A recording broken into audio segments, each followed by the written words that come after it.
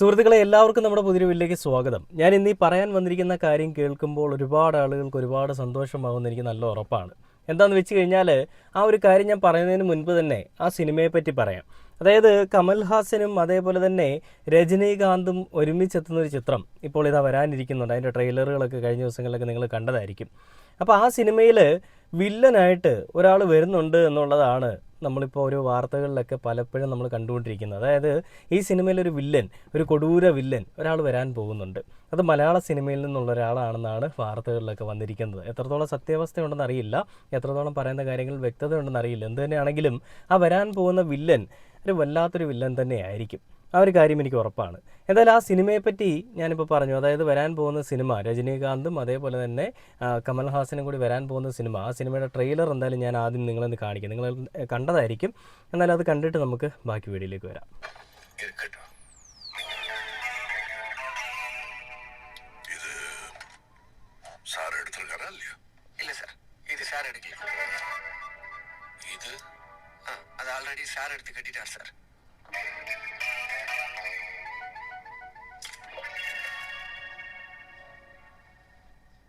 ആ ഒരു വരവ് കണ്ടില്ലേ മക്കളെ? ഓ,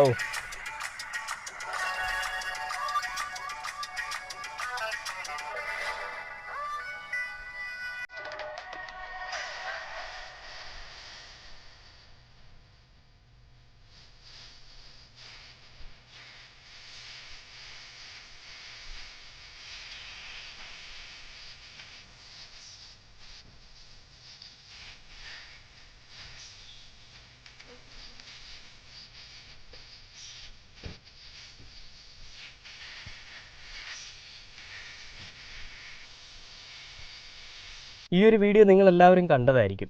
ആ രജനീകാന്ത് കമൽഹാസനും കൂടി വരുന്ന ഒരു വീഡിയോ, ഒരൊറ്റ ഫ്രെയിമിൽ രണ്ട് കിങ്, അങ്ങനെ വരുന്ന വീഡിയോ നിങ്ങളെല്ലാവരും കണ്ട് എല്ലാവർക്കും ഇഷ്ടപ്പെട്ടൊരു വീഡിയോ തന്നെയാണ്, നല്ല ട്രെയിലർ തന്നെയാണ്. അപ്പോൾ അങ്ങനെ ഇരിക്കുമ്പോഴാണ് ഞാനൊരു വാർത്ത കണ്ടത്. ആ വാർത്ത എന്തായാലും ഞാൻ നിങ്ങളുടെ അടുത്തൊന്ന് പറയാം. ആ വാർത്ത ഇങ്ങനെയാണ്: ഇന്ത്യൻ സിനിമ കാത്തിരുന്ന മഹാസംഗമം ഒടുവിൽ യാഥാർത്ഥ്യമാകുന്നു. ദശാബ്ദങ്ങൾക്ക് ശേഷം കമൽഹാസനും രജനീകാന്തും വെള്ളിത്തിരയിൽ ഒന്നിക്കുമ്പോൾ അവർക്ക് വെല്ലുവിളി ഉയർത്തുന്ന കരുത്തുറ്റ വില്ലൻ വേഷത്തിൽ എത്തുന്നു മമ്മൂട്ടി എന്നതാണ് പുതിയ റിപ്പോർട്ട്. ജയിലർ എന്ന മെഗാ ഹിറ്റിന് ശേഷം നെൽസൺ ദിലീപ് കുമാർ സംവിധാനം ചെയ്യുന്ന ചിത്രത്തിലാണ് ഈ സ്വപ്നതുല്യമായ താരനിര ഒന്നിക്കുന്നത്. നെൽസന്റെ ട്രേഡ് മാർക്ക് ശൈലിയായ ഡാർക്ക് കോമഡി പശ്ചാത്തലത്തിലാണ് ചിത്രം ഒരുങ്ങുന്നത്.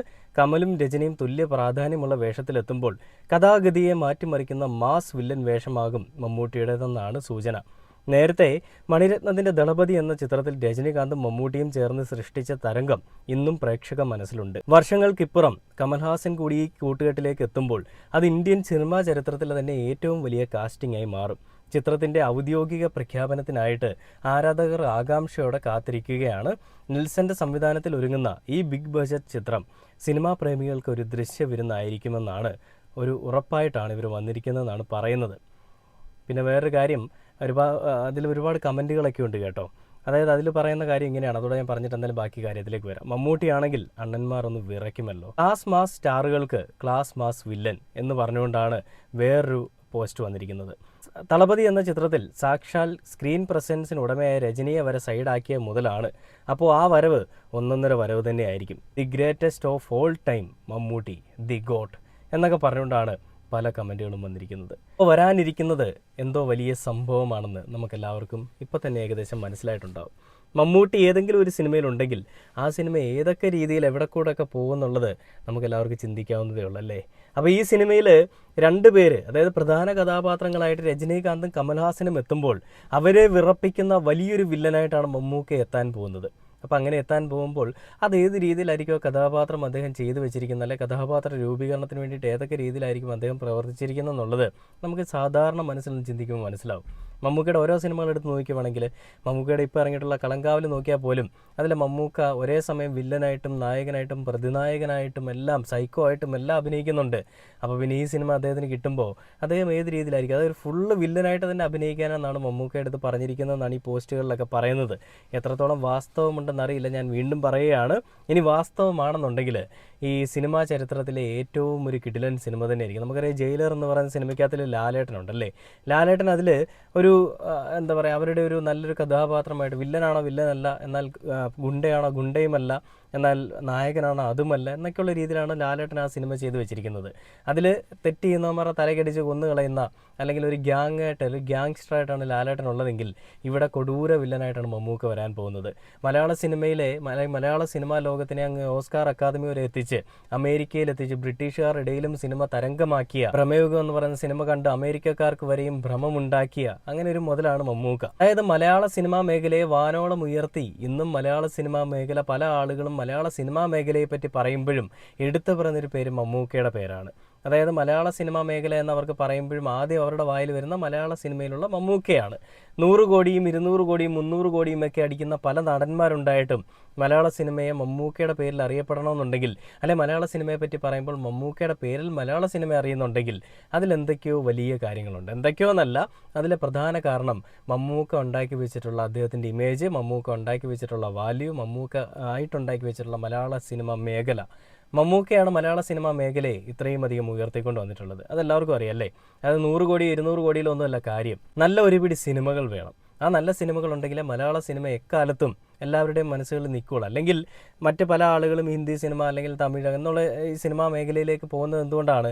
നല്ല സിനിമകൾ കിട്ടാത്തത് കൊണ്ടാണ്. മമ്മൂക്കയ്ക്ക് അവിടെ പണത്തിനോടല്ല പ്രാധാന്യം, മമ്മൂക്കയ്ക്ക് നല്ല സിനിമകൾ ചെയ്യുന്നതിനോടാണ്. അതുകൊണ്ട് തന്നെയാണ് ധനുഷ് ചിത്രത്തിൽ 35 കോടി പ്രതിഫലം നൽകാമെന്ന് പറഞ്ഞപ്പോൾ അദ്ദേഹം അത് വേണ്ട, നല്ല സിനിമ ഉണ്ടാവട്ടെ എന്ന് പറഞ്ഞുകൊണ്ട് അദ്ദേഹം അതിലും കുറഞ്ഞ പ്രതിഫലം അദ്ദേഹം വാങ്ങി അഭിനയിക്കുക ചെയ്തത്. മമ്മൂക്കയ്ക്ക് വേണമെങ്കിൽ ഡിമാൻഡ് ചെയ്യാം. നമുക്കറിയാം ഹിന്ദിയിൽ ഒരു നടന്, അവൻ്റെ പേരെന്താണെന്ന് മറന്നുപോയി, ആ ഒരു നടന് ഹൃത്തിക് റോഷൻ ആണെന്ന് തോന്നുന്നു കേട്ടോ. അതായത് 100 കോടി കൊടുത്തില്ലെങ്കിൽ അഭിനയിക്കില്ല എന്ന് പറഞ്ഞുകൊണ്ടൊരു സിനിമയിൽ താൻ വേഷം ചെയ്യാതെ പോകുന്ന ഒരു കാഴ്ചയൊക്കെ നമ്മൾ ഈ ഇടയ്ക്ക് കണ്ടാണ്. നിങ്ങൾ കണ്ടതായിരിക്കും, നിങ്ങൾ പലരും കണ്ടിട്ടുണ്ടാവും. അപ്പോൾ അങ്ങനെ കുറച്ച് കാര്യങ്ങളൊക്കെ ഉള്ളതിൻ്റെ ഇടയിലാണ് തനിക്ക് കിട്ടിയ പ്രതിഫലം വേണ്ട, തനിക്ക് വേണ്ടത് താൻ എടുത്തിട്ട് താൻ അഭിനയിച്ചോളാം എന്ന് മമ്മൂക്ക പറഞ്ഞത്. അതെന്തുകൊണ്ടാണെന്ന് നിങ്ങൾക്ക് എല്ലാവർക്കും അറിയില്ല. ഞാൻ വീണ്ടും പറയണോ? എന്നാലും പറഞ്ഞേക്കാം. അതായത് അഭിനയം എന്ന് പറയുന്ന ഒരു സാധനത്തിനോട് വലിയ രീതിയിൽ ഭ്രാന്തുള്ള അല്ലെങ്കിൽ വലിയ രീതിയിൽ ഭ്രമമുള്ള ഒരു മനുഷ്യനാണ് മമ്മൂക്ക. അതിനു വേണ്ടിയിട്ട് അദ്ദേഹം ഏത് വഴിയും പോകും, ഏത് വഴിയിൽ കൂടി സഞ്ചരിക്കും, ഏത് ദുർഘടമാണെങ്കിലും അതെല്ലാം അദ്ദേഹം നേടിയെടുക്കാനായിട്ട് എന്തും ചെയ്യും. അങ്ങനെ ചെയ്യുന്നതിൻ്റെ ഫലമായിട്ടാണ് നല്ല സിനിമകൾ നമ്മൾ കാണുന്നത്. അപ്പോൾ അങ്ങനെയുള്ളൊരു മമ്മൂക്കയാണ് പലരും പല രീതിയിലുള്ള അപരാധങ്ങളൊക്കെ പറഞ്ഞുകൊണ്ട് രംഗത്തേക്ക് വരുന്നത് കേട്ടോ. അവരെ നമ്മളെന്തായാലും വലിയ മൈൻഡൊന്നും ചെയ്യുന്നില്ല. ഈ ചെവിയിൽ കൂടെ കേട്ട് ഈ ചെവിയിൽ കൂടി കളയുക എന്നുള്ളതേ ഉള്ളൂ. എന്നാൽ മമ്മൂക്ക ഈ 2 ചെവികളിൽ കൂടിയും കേൾക്കുന്നില്ല. മമ്മൂക്ക അതിനെയൊക്കെ ഇങ്ങനെ ഒരു ചെറുപുഞ്ചിരിയോടുകൂടി കാണുന്നതേ ഉള്ളൂ. അങ്ങനെ മമ്മൂക്കയുടെ ഇനി വരാൻ പോകുന്ന ഒരു വില്ലൻ വേഷമായിട്ടായിരിക്കാം ഒരു പക്ഷേ ഈ രജനീകാന്തിൻ്റെ ഒപ്പവും കമൽഹാസൻ്റെ ഒപ്പവും ഒക്കെ നിറഞ്ഞാടാൻ പോകുന്നത്. അങ്ങനെയെങ്കിൽ രജനീകാന്തും കമൽഹാസൻ്റെയൊക്കെ മുട്ടൊന്ന് വിറയ്ക്കും നല്ല രീതിയിൽ. അവർ രണ്ടുപേരും ഒരു സൈഡിലേക്ക് മാറി നിൽക്കേണ്ടി വരും. ഇപ്പോൾ ഈ വന്നിരിക്കുന്ന സിനിമയുടെ ട്രെയിലർ ഒരുപാട് ആളുകൾ കണ്ട്, ഒരുപാട് ആളുകൾ നെഞ്ചേറ്റിയ ട്രെയിലർ തന്നെയാണ്. എനിക്കറിയാം നിങ്ങൾക്ക് ഒരുപാട് സന്തോഷമായ ഒരു ഫ്രെയിം കാണുമ്പോൾ തന്നെ. അപ്പോൾ ഇനി വരാൻ പോകുന്ന ടീസറിൽ മമ്മൂക്കയും കൂടെ ഉണ്ടെന്ന് കണ്ടു കഴിഞ്ഞാൽ അതിനേക്കാളും അടിപൊളിയായിരിക്കും അല്ലേ. അപ്പോൾ നമുക്ക് എന്തായാലും കാത്തിരുന്ന് കാണാം. മലയാളത്തിൻ്റെ ഇതിഹാസം, മലയാള സിനിമയെ ഇത്രയും വാനോളം ഉയർത്തുന്ന, മലയാള സിനിമയിൽ ചരിത്രം കുറിച്ചിട്ടുള്ള ഈ ഒരു കലാകാരൻ അവിടെയും പോയിട്ട് എന്താണ് ചെയ്യാൻ പോകുന്നതെന്നുള്ളത്, അദ്ദേഹത്തിൻ്റെ ആ ഒരു കഴിവ് എല്ലാ സിനിമാ മേഖലയും അംഗീകരിച്ചിട്ടുള്ളതാണ്. എന്നാലും കേരളത്തിലുള്ള കുറച്ച് മലയാളികൾ സംഘികൾ, മണ്ടന്മാർ, കമ്മികൾ അല്ലെങ്കിൽ കൊങ്ങികൾ, ഇവന്മാർക്കൊക്കെയാണ് മനസ്സിലാക്കാൻ പറ്റാത്ത. അദ്ദേഹത്തിൻ്റെ മതമായതുകൊണ്ടാണ് പ്രശ്നം, അദ്ദേഹം മുസൽമാൻ ആയതുകൊണ്ട് തന്നെയാണ് പ്രശ്നം. അതുകൊണ്ട് അവന്മാർ വേണ്ട രീതിയിലൊക്കെ മെഴുകുന്നുണ്ട്.